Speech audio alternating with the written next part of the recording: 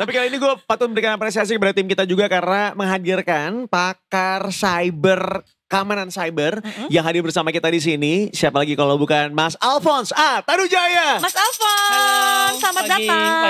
Pagi Aryo. Mas Alphonse, thank you ya udah mau hadir ke sini, udah mau nemenin kita juga ngobrol-ngobrol karena kita tuh concern banget, tim kita juga sangat concern sekali. Takutnya banyak orang yang kemudian menjadi korban dari adanya AI ini. Betul. Ya, apalagi kita sering banyak rekaman, suaranya udah ada di mana-mana. Iya, Wah, kita sih udah goodbye sih kalau kita ditanya suara kita bisa diambil dari mana aja. Dari mana-mana. Tadi tuh sempat ngobrol sama Mas Alphonse soalnya. Dari bekas-bekas iklan kita juga. Nah, aku tadi ngobrol sama Mas Alphonse, aku bilang gini, Mas Alphonse bentar deh, aku tuh jadinya kan takut ya kalau mau angkat telepon, apa kita gak usah ngomong aja ya. Mas Alphonse bilang, ya gak usah jauh-jauh, orang juga bisa nyari dari YouTube dan lain sebagainya untuk suara orang-orang kayak kita. Apalagi kita kan sekarang super konten ya, bikin Reels lah, bikin TikTok.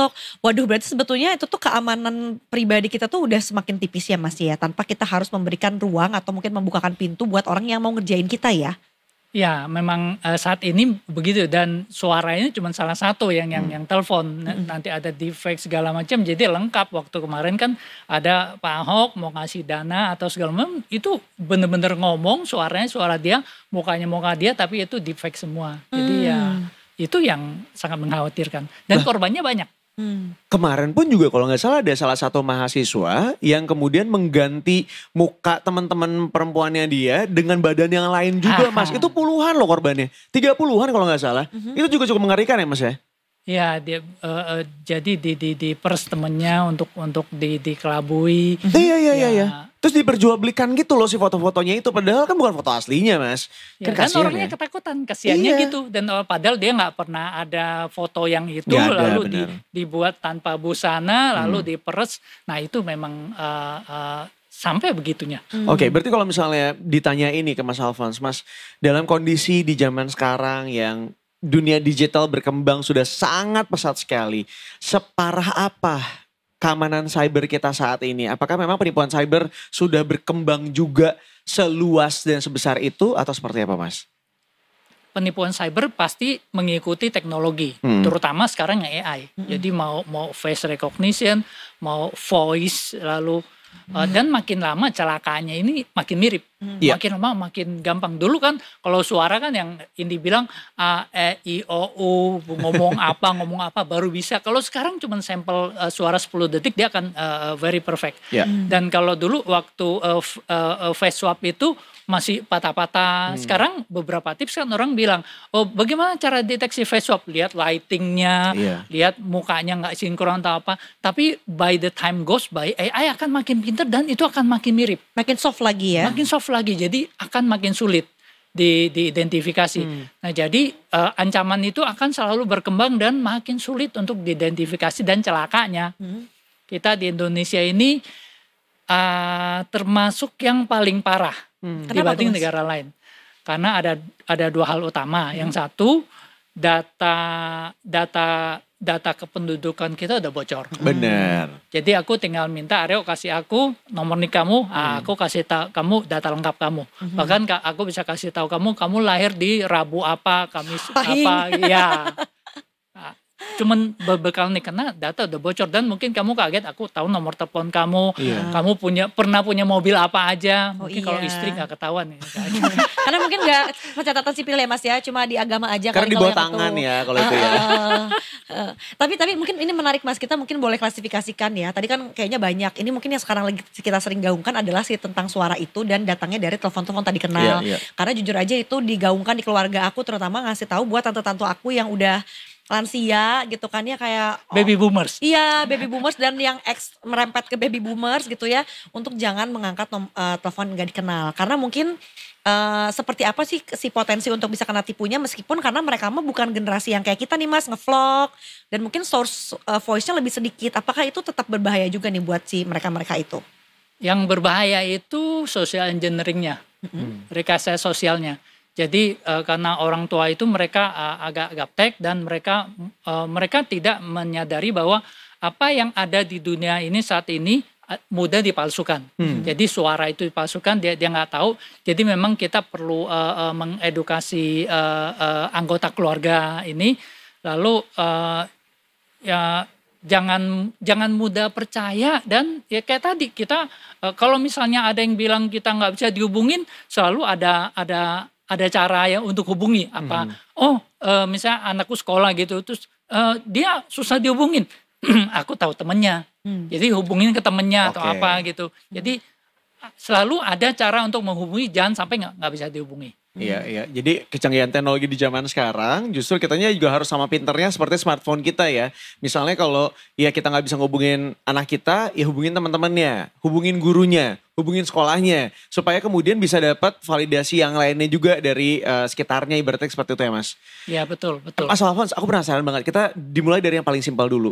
Model penipuan di zaman sekarang yang lagi rame itu sebenarnya seperti apa sih Mas? Model penipuan sekarang umumnya basicnya itu social engineering. Social engineering, oke. Jadi jangan berpikir bahwa penipuan yang berhasil itu adalah penipuan yang canggih, lalu dia pakai face swap yang halus banget, pakai voice recognition yang bagus banget. Enggak. Penipuan yang canggih yang berhasil itu adalah yang berhasil melakukan rekayasa sosial yang sempurna. Oke. Contohnya apa? Aku pernah hampir kena. Kenapa Mas? Jadi waktu itu aku ini penipuan di bank ya. Jadi aku pernah ada transaksi QRIS 2 kali double gitu kan. Terus aku telepon ke banknya, halo ini kenapa kedebet 2 kali, balikin dong duit aku. Oke Pak, ditunggu 3 hari duitnya nggak balik. Terus aku kan kesel, aku post di Twitter. Hello Bank ABC, ini tolong ini kenapa duitku nggak balik nih. Ini transaksi segini, aku kasih capture-nya. Aku mention si banknya kan. Dalam waktu 2 menit aku ditelepon, dapat WA semua, logonya bank tersebut. Oh my God. Iya, I know. Oke, emang yang dibagikan sama Mas Alphonse waktu itu tuh apa sih? Yang di tangkapan layar yang tangkapan layar ini debit 2 kalinya ini. Debitnya 2 kali. Itu aja infonya. Yang hebatnya itu apa? Aku nggak sadar, aku kan sedang berharap-harap. Aku dalam rekayasa sosial itu berharap dibantu. Wah, bagus banget nih servisnya nih. Gue langsung ditelepon gitu. Dia nelpon. Ini mohon maaf Pak Alphonse, ini atas kenyamanannya bisa informasikan nomor kartu ATM-nya, aku kasih. Nomor kartu ATM ini, oke, kami baru mengirimkan 1 kode ke SMS. OTP bisa nggak berarti. berikan itu?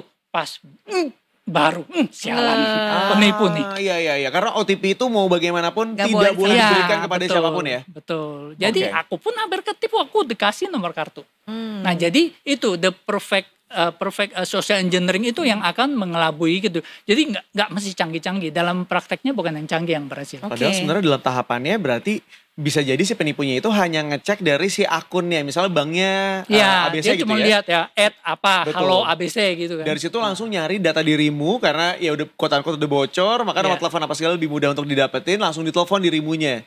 Karena zaman sekarang juga pernah ada yang ketipu kalau nggak salah, Mas Ernest apa ya, itu tuh misalnya harusnya akunnya @bank ABC misalnya.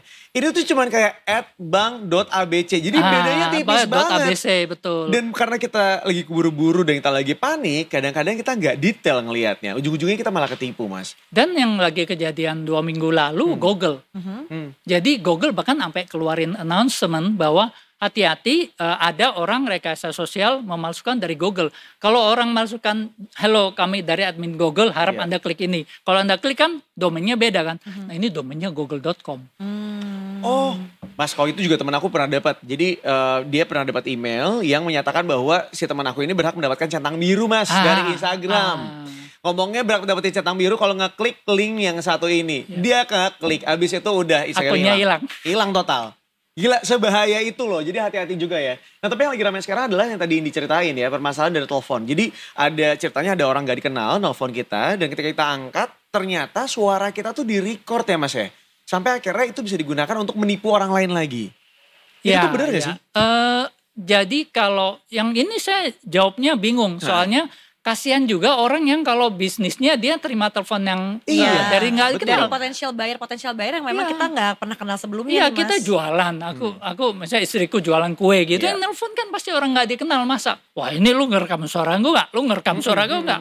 Atau mau beli kue, orang tutup aja. Ngapain gue belanja sama lu gitu loh. Benar-benar. Tapi itu benar terjadi ya, Mas? Ada yang kayak gitu? Secara teknis bisa. Oke. Ya kan? Tetapi kalau saya lihat lebih banyak ruginya kalau saya nggak terima itu daripada saya terima. Iya. Jadi lebih baik yang tadi, mendingan kita persiapkan diri kita, hubungi keluarga, hati-hati. Lu kalau ini ada plan B, hubungi gue di sini nomor ini ke temen. Lu kalau gue minjem duit lu kasih, udah gue nggak bakal bayar gitu. Mereka nggak bakal mau minjem duit kalau kayak gitu. Jadi pakai alasan apapun nggak ini. Dan saya condong lebih suka pakai ini, ada aplikasi namanya Truecaller. Oh tahu Nah, Mas. Truecaller atau Get Contact. Ha-ha. Jadi kalau ada orang pengen nyepam kita atau mau ganggu kita, itu otomatis akan keluar. Ini nenek lampir penghisap darah gitu. Iya. Ada yang iseng ini kan, ini crowdsourcing kan. Iya, Jadi iya. habis di spam dia sebel, dia kasih nama, dia tag, Betul. otomatis akan muncul. Lalu ada tips lain lagi, kalau misalnya kita ditelepon, nah dari luar negeri. Nah, saya ada beberapa saudara di luar negeri, saya save nomornya. Cuma nomor itu kalau nelpon langsung keluar namanya kan. Tapi kalau nomornya nggak dikenal ya itu mungkin mostly 99% saya akan ekstra hati-hati dan nggak pernah terima. Nggak dikenal dari mana mungkin gue diterima dari Rusia nelpon gue nggak ada urusan apalagi dari India. Banyak penipu dari sana. Jadi yang plus berapa itu udah kemungkinan besar nipunya tuh lebih besar ya daripada mungkin nomor telepon lokal yang masih plus 62 gitu ya Mas ya. Betul. Oke. Nah Mas, tapi biasanya yang dimainin tuh apa sih dari si penipu-penipu ini? Let's say mungkin dia nggak akan seniat itu ya sampai kayak nge-copy suara kita kemudian dijadiin, karena mungkin dia tahu ini yang mau ditipu juga nggak kaya-kaya banget misalnya kayak gitu. Tapi biasanya mental si penipu-penipu ini tuh kayak gimana sih Mas untuk mainin? Apakah sebetulnya ya tadi ujung-ujungnya akan minta ditransfer uang aja atau mungkin sampai bisa kayak nge-hack ke rekening kita dan segala macam? Kalau yang orang bilang ngeklik ini, terima ini, uangnya dihack, menurut saya terlalu jauh. Secara teknis bisa, tapi setahu saya lebih banyak nakut-nakutin aja. Jadi bukan berarti itu nggak mungkin, tetapi mostly sangat sulit terjadi. Yang kasus yang banyak terjadi ini adalah peak butchering. Itu seperti apa Mas? Itu Mas? Peak butchering itu jadi kamu dikelabui, diajak kenalan. Kalau cowok diajak kenalan untuk cewek cantik. Nah, terus dibikin seneng, lalu berinteraksi, lalu mulai karena udah dunia digital, kita nggak tahu realnya. Mereka, oh aku di sini. Jadi seakan-akan udah berhubungan dekat gitu, walaupun secara digital. Lalu dia akan minta uang, minta kirim ini dan banyak. Kalau ini berarti sebetulnya melalui proses yang panjang ya Mas ya, yang tidak dilakukan dalam satu kali telepon doang. Artinya itu ada follow up telepon dan juga mungkin sampai bertukar ini ya, apa namanya, nomor kontak messagingnya. Kalau misalnya misalnya nomor WhatsAppnya berbeda, itu udah sampai proses yang lama dong Mas. Iya betul. Arahnya sih harusnya ke sana. Oke. Emang butuh waktu berapa lama? Tadi kan saya sebutkan nih, kalau nggak salah sih kita cuma butuh waktu 10 detik untuk si penipu ini mengcloning suara kita dan kemudian memperbanyak kosakata yang ada dengan nada-nada bicara yang mirip sama kita. Itu tuh betul Mas? Jadi kamu Aryo ngomong, aku ambil 10 detik, aku tinggal masukin ke program, aku tinggal ketik apapun itu suara langsung suara Aryo. Wah ngeri banget tuh Mas. Ya. Ini berarti sama kayak yang kejadian, maaf ya, misalnya Bapak Jokowi itu tuh tiba-tiba bisa bahasa Mandarin, tiba-tiba berpidato, bahkan sampai gerakan mulutnya juga sama. Itu tuh bisa sampai kayak gitu dong Mas? Semudah itu. Wah ngeri Semudah banget. itu hari ini. Kalau Ya. itu sebetulnya berarti ngaruhnya ke ini ya, informasi yang kita terima, apalagi kan mungkin dari tokoh penting yang di cloningnya gitu ya, untuk jangan percaya gitu aja ya Mas ya. Iya betul. Oke. Lalu cara penanggulangannya sebenarnya gimana Mas? Karena pastinya juga akan bingung banget dong. Kita di momen kayak gini, aku misalnya, itu sebagai pekerja freelancer, sering dapat telepon dari nomor yang gak dikenal. Kalau aku nggak mau ngangkat juga nggak mungkin Mas. Atau enggak juga aku mikirnya kayak, ya kalau mereka mau ngambil suara gue udah banyak banget di mana-mana sebenarnya kan. Jadi otomatis aku kata-kata aja. Nah terus gimana cara kita untuk menghindari dari terjadinya ada si peak butchering atau misalnya pengkloningan suara kita sendiri? Susah ya. Nah, gimana caranya kita ngobrol gini, suara kita udah direkam, terus gimana caranya kita mencegah suara kita untuk disalahgunakan? Ini kayak, Coba. Ini lagi mau mempraktekkan sesuatu nih Mas Alphonse, kelihatannya dari tadi. Halo Aryo, senang bisa ngobrol-ngobrol di sini. tinggal ketik atau tinggal ketik aja terus langsung. Langsung suaranya Sebetulnya diganti. kayak di Google Translate aja ya. Sama, Itu ya. basically suaranya diganti dengan suara suara yang aku. ya basically itu. Basically seperti itu. Iya aku juga lihat beberapa kali gitu ya, ada konten-konten di TikTok yang bahkan si orangnya itu tuh kelihatan banget dia tuh gerakannya nggak natural. Nah, Padahal iya. sebenarnya orang aslinya dia, dengan suaranya dia asli juga. Terus dia bilang, cara buat ini sesimpel, gue cuman tinggal ngasih beberapa gerakan doang, gue gerak-gerak dikit doang, sama suara gue juga ngasih dikit doang, terus gue ngasih teksnya apa, udah jadi kontennya. Dia nggak Ya. perlu harus sampai syuting pakai lighting apa segala, nggak usah, udah jadinya tuh udah kayak gitu. Katanya gitu Mas. Iya betul, dan Gila. kita tinggal pilih. Aku pernah ada filmnya waktu itu, film sesam gitu.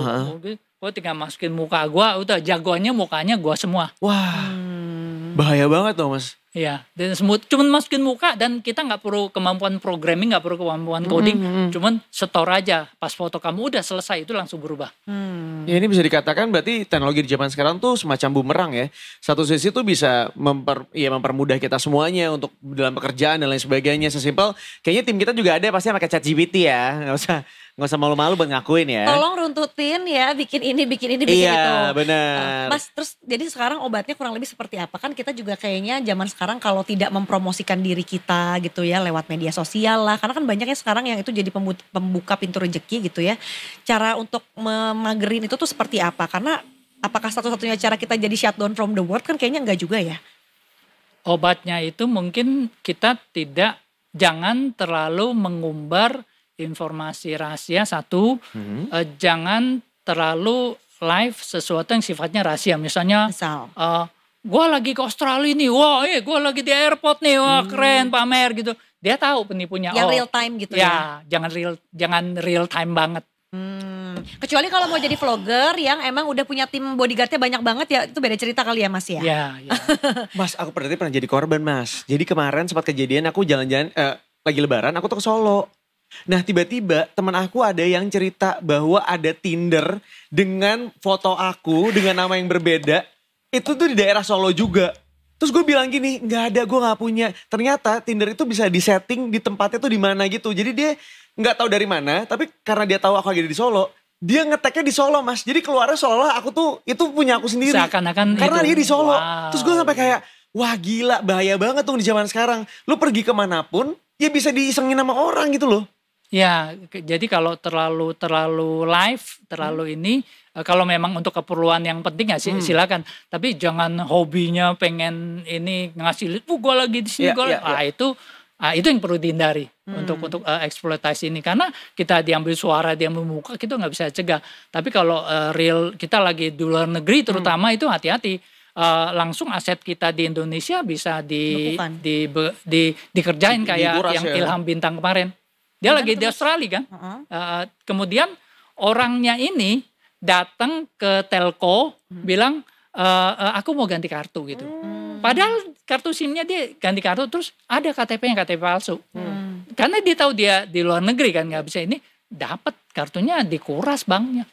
Oh gila sih, bahaya banget ya Mas. Tapi memang ini targetnya memang orang-orang yang sudah terkenal sepertinya ya Mas ya. Dan sering live, jadi nggak terkenal kalau kamu sering live, sering di Facebook. Wah, gue lagi di Hong Kong nih, dia lagi di Hong Kong nih, bisa kerja. Orang yang sering oversharing berarti tentang informasi pribadinya di media sosial. Ya, itu yang harus berhati-hati, betul, super hati-hati. Nah, ini sesimpel misalnya ada orang lagi nonton, ini juga sering terjadi soalnya. Orang lagi nonton, sebelum nonton dia posting dulu tuh tempat duduknya di mana, bioskopnya di mana. Itu tuh bisa jadi sering disengin. Makanya kadang-kadang ada orang yang bilang, zaman sekarang tuh late post gak apa-apa banget kok. Daripada lu semuanya selalu update real time. Itu malah yang ada membahayakan lo karena bisa jadi peluang untuk orang-orang yang nipu tuh memanfaatkan itu gitu ya Mas ya. Betul, dan kalau orang berniat jahat dia bisa tahu kita di mana, dia bisa lakukan banyak hal. Itu yang salah satu hal utama yang perlu kita pertimbangkan. Ya, nah mungkin balik lagi Mas, aku lebih menyorotinya kepada hal-hal yang kayaknya itu kan tadi kayaknya case-case yang sering terjadi pada kita-kita yang sudah melek teknologi ya,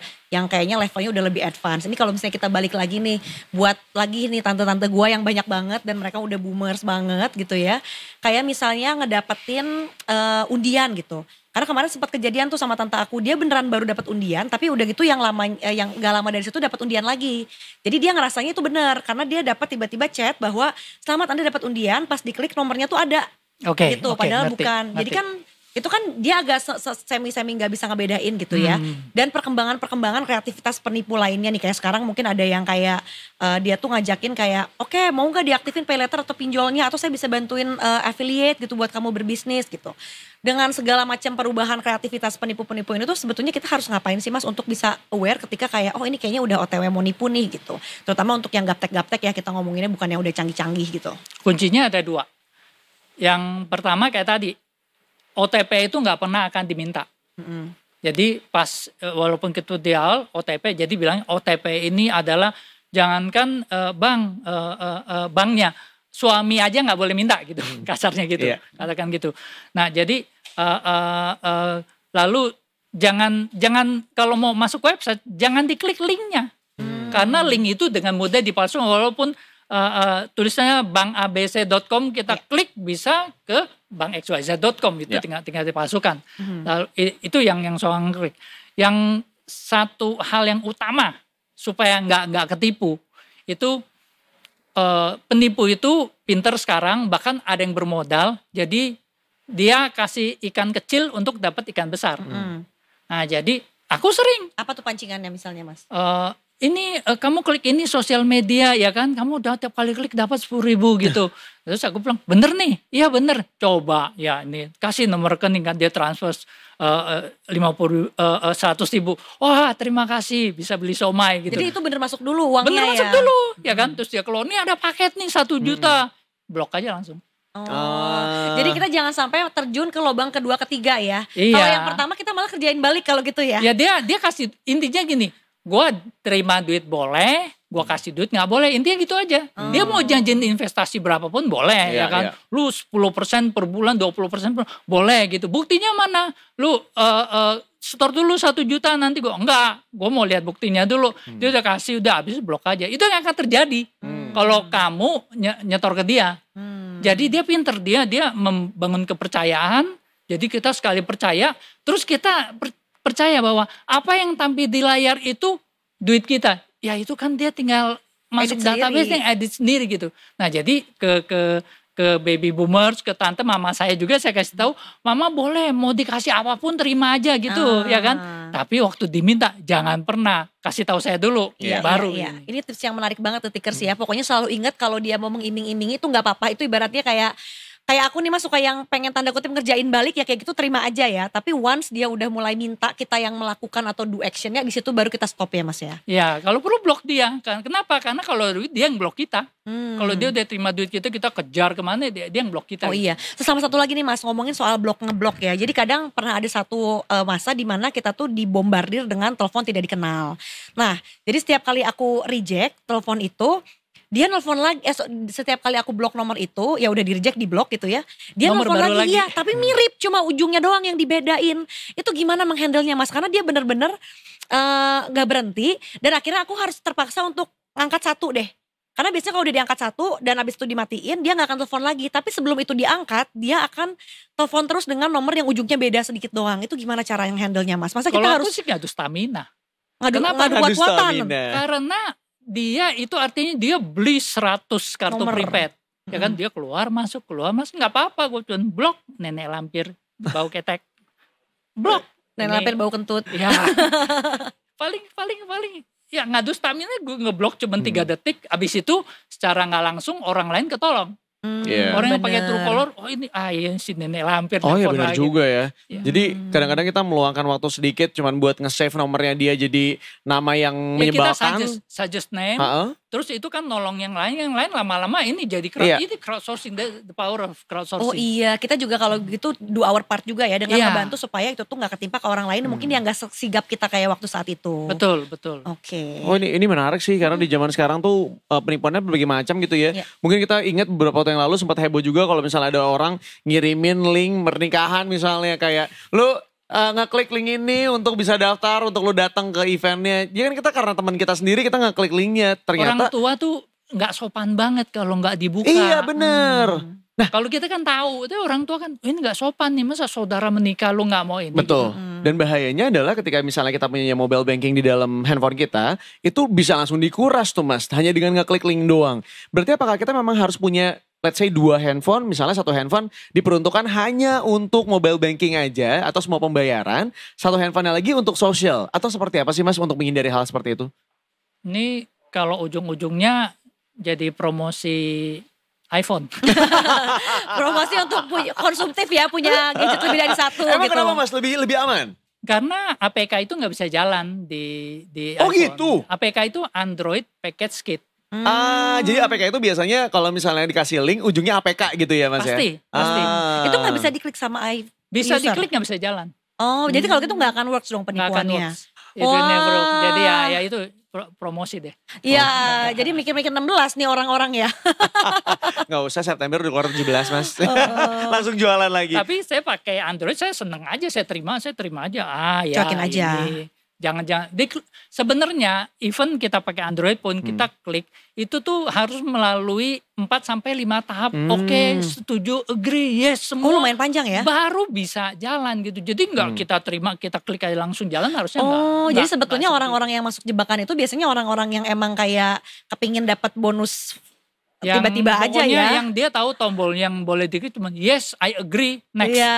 Iya. Bukannya, kalau saya taunya no, Iya, iya, itu iya, yang iya. diklik. Kalau orang yang kayak nggak akan kemakan tipuan dengan gampang sih dia biasanya udah langsung curiga ya kalau ini sampai berstep-step diulang-ulang gitu kan. Ya, kan dia ada minta persetujuan. Apakah Anda mau install dari luar Play Store? Kita masih setuju dulu APK-nya satu kan. misalnya. Nah, kita udah setuju. Terus lalu apakah Anda ingin memberikan izin aplikasi ini mengakses kontak Anda?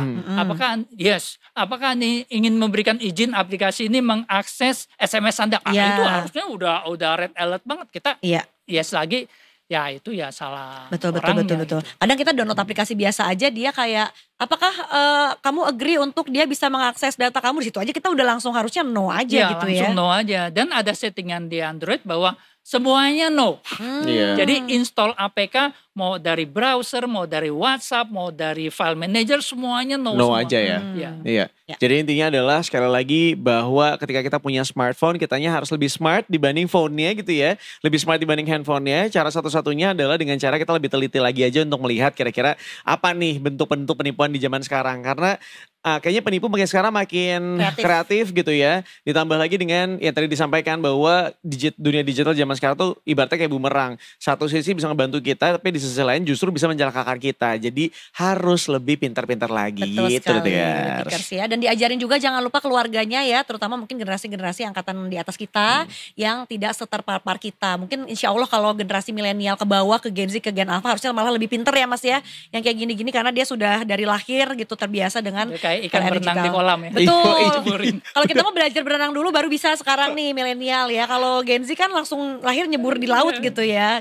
Mas Lagi Alfons, Gen Alpha. tapi terima kasih banyak sudah main-main ke sini dan juga sudah memberikan inspirasi buat kita semuanya untuk lebih berhati-hati ya Yes. dalam bersosial media, berdunia digital lah ya, terutama buat kita semuanya karena kita semuanya menggunakan handphone gitu ya. Yes. Mudah-mudahan bisa membantu semua Detikers, Mas. Ini sebelum kita pamitan kita tuh punya tagline, dirimu ikutan ya, boleh ya? Oke, siap. Tagline-nya adalah Detik Pagi. Jangan tidur lagi. Nah, jangan tidur lagi tapi boleh pakai gerakan, bebas gerakannya Mas. Aman Mas? Siap. Aman. Itu dia, Detikers kita masih akan kembali setelah yang satu ini. Jadi jangan kemana-mana, tetap di Detik Pagi. Jangan tidur